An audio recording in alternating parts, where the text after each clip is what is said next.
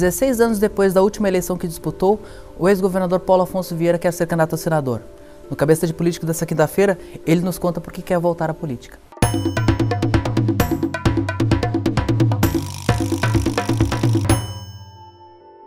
O senhor não disputa eleições desde 2002, quando foi eleito deputado federal. O que faz o senhor querer voltar à política eleitoral 16 anos depois? Bom, eu não deixei de participar da política, isso é um fato. Bem menos, até porque as funções que exerci não eram exatamente muito abertas à atividade política, mas eu continuei participando. Mas eu volto, Piara, porque eu vejo esse momento um momento muito parecido que quando eu comecei.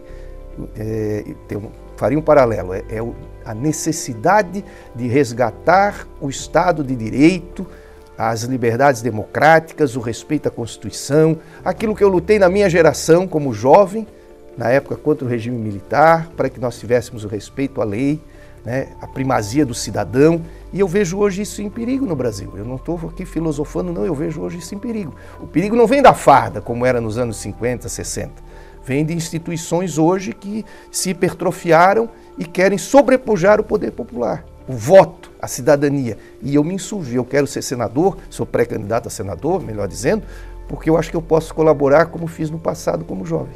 O pré-candidato a governador do seu partido, Mauro Mariani, ele pediu autorização ao partido para ceder as vagas da chapa para alianças, especialmente as 2 vagas ao Senado, deixando talvez o MDB sem essa candidatura. Você acha que é possível que o MDB não tenha candidato ao Senado? Não, eu acho que a nossa militância não aceita isso, certo?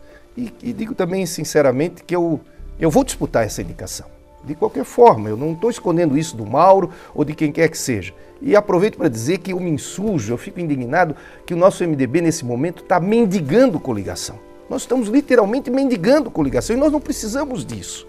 Eu me insurjo, Piara, porque eu vejo que os nossos possíveis aliados, aqueles que nós achamos que podem estar conosco na chapa, eles conversam de manhã com os nossos adversários, de tarde com outro adversário e de noite vêm conversar conosco. Ora, eu não sou ingênuo, eu sei como funcionam as coligações, mas um mínimo de compostura a gente precisa, não é possível. Que tipo de coligação é essa que o meu aliado admite ser vice do meu adversário? Se o meu adversário não aceitar, ele vem ser meu vice? Não, eu acho que pelo menos um respeito, autoestima, autorrespeito e respeito à sociedade. O senhor sabe que o senhor sendo candidato, o senhor vai ter que responder sobre questões polêmicas do seu governo, episódios das letras, debêntures, o atraso do salário do final do governo. É uma motivação a mais ter que fazer essa justificativa? Estou pronto para isso. Das letras, muito tranquilo, porque o processo criminal já ocorreu e eu fui absolvido e já transitou em julgado faz muitos anos. E estou disposto a qualquer enfrentamento a tratar desse assunto sem nenhum problema. Nenhum problema. Não tenho nenhum receio de fazer esse enfrentamento nesse momento, pronto para essa disputa. Acho que posso ser um bom senador, tenho preparo para isso. Não estou fazendo aqui campanha, mas pela minha trajetória. Eu hoje tenho 60 anos de idade. Eu fui governador muito jovem, modéstia à parte. Aprendi muita coisa nesses anos todos. Não mudei meus ideais, perdi alguns sonhos, mas estou pronto para o embate. Eu ia lhe perguntar justamente isso. O senhor foi governador aos 36 anos. O senhor acha que foi muito cedo? Em alguns aspectos foi. E sabe o principal deles, que eu sei disso, e outro dia ainda conversava com o nosso governador Eduardo Moreira, eu não passei por Brasília antes de ser governador. Parece bobagem, mas é importante. Sabia disso? Eu não passei por Brasília. O que vem por Brasília, porque foi deputado, foi senador, ou foi ministro, ou foi alguém com cargo federal, e vem de volta ao seu estado para disputar uma eleição, tem muito mais trânsito lá. Eu não tinha trânsito, eu não tinha circulação. Por que na CPI lá dos precatórios se protegeu tanto os outros governadores que tinham sido senador, que tinham sido deputados, e fosse para cima do Paulo Afonso, que nunca tinha sido nada? O senhor tem algum arrependimento do período que governou Santa Catarina? Se o tempo voltasse atrás, eu faria tudo o que fiz, novamente. Sabe por quê? Porque eu tenho certeza absoluta, consciência tranquila, meu coração, minha alma, meu cérebro, que eu procurei fazer o melhor possível em todas as decisões que eu tomei. Eu fiz de forma consciente, achando fazer o melhor. Agora, se me perguntar, e se eu fosse governador de novo agora? Que é diferente. Bom, seria muito diferente. Eu aprendi muita coisa nesse período. Seria mais pragmático, seria mais preocupado com a forma, eu tinha muita preocupação com o conteúdo, eu achava que as coisas boas fluíam naturalmente e seriam aceitas por todos, sem nenhum tipo de estímulo, de incentivo, eu achava isso.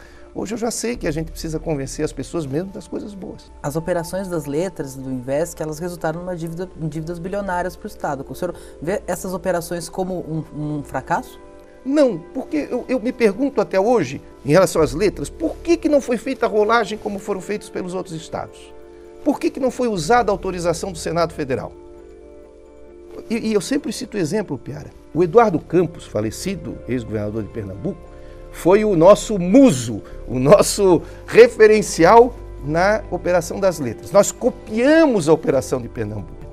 Lá em Pernambuco não teve impeachment, não teve nada disso, e o Eduardo Campos virou pré-candidato e candidato a presidente, apoiado, inclusive aqui em Santa Catarina, por setores que me combateram no episódio das letras. A fatalidade o levou, talvez ele tivesse sido presidente. Ou seja, lá ele se credenciou para presidente tendo feito o que nós fizemos, e aqui eu virei bandido. Nós não inventamos, nós copiamos. Isso é interessante. Aquilo que foi benéfico, foi aplaudido, foi dado como moderno nos outros estados, para nós não servia. Para nós era ilegítimo, para nós era ilegal. Agora é uma questão de maioria na Assembleia. O senhor passou por um processo de impeachment, que acabou não passando na Assembleia. O senhor faz paralelos entre o seu processo de impeachment e o processo que resultou no impeachment de Dilma Rousseff? Faço alguns sim. E eu acho que uma das coisas é da personalidade. A Dilma é muito mais fechada que eu. Eu sou fechado também em termos de contato com as pessoas. Eu tenho certeza que se o Lula fosse o presidente, não teria havido impeachment. Porque o Lula tinha uma extroversão no trato com as pessoas. Ela tinha uma dificuldade imensa, como eu também tinha. Eu às vezes me pensava, e confesso a vocês, se eu pudesse falar com a Dilma e dizer algumas coisas que eu penso sobre esse negócio de impeachment e o que poderia ser feito que eu não fiz, embora eu não tivesse sofrido o impeachment ao final, né? Porque o que é um impeachment? É jurídico e político. Há necessidade de um fato jurídico, que no caso da Dilma era uma palhaçada, tal das pedaladas, e o político, que é a perda da maioria, a perda da sustentação política. A Dilma perdeu a sustentação política. As pedaladas foram apenas um pretexto. Aquilo é uma bobagem. Todos sabemos que é uma bobagem. Como é que o senhor vê o MDB hoje, que o senhor é fundador do partido e o partido que mudou tanto e que hoje é um símbolo de fisiologismo no poder? Eu esperava, e aqui confesso, que o governo Temer fosse totalmente diferente do que ele foi. Eu pensei que o governo Temer ia ter um viés de Itamar. De um lado, uma certa conciliação nacional. E de outro, o reencontro do MDB, do PMDB, com algumas das suas bandeiras mais históricas. As suas bandeiras mais verdadeiras, que eu sempre digo, num determinado momento o PT tirou de nós essas bandeiras e ganhou a força que teve porque nós deixamos essas bandeiras irem embora. Éramos nós que tínhamos contato com a comunidade de base, éramos nós que participávamos da comunidade do bairro, éramos nós que estávamos no sindicato e eles nos levaram. E nós, ao invés de nos voltarmos para isso, nós fomos para o lado conservador. E o lado conservador tem dono, o lado conservador não gosta de nós, o lado conservador não vota em nós na escala de voto. Ele vai votar primeiro no PSDB, no DEM, no PSD, no PR, não sei o quê, para depois no MDB. Nós demos uma escolha errada, totalmente errada de postura político-administrativa e temos um desgaste enorme. Eu quero resgatar as bandeiras. Eu não sou saudosista, eu sei que o mundo hoje é diferente, mas os valores de respeito à pessoa humana, da igualdade, do acesso às benesses do desenvolvimento, às conquistas do progresso, isso não mudou. Mesmo com toda a internet, com todo o WhatsApp e Facebook, isso não mudou. Governador, muito obrigado pela participação aqui no Cabeça de Político. Até uma próxima oportunidade. Muito obrigado.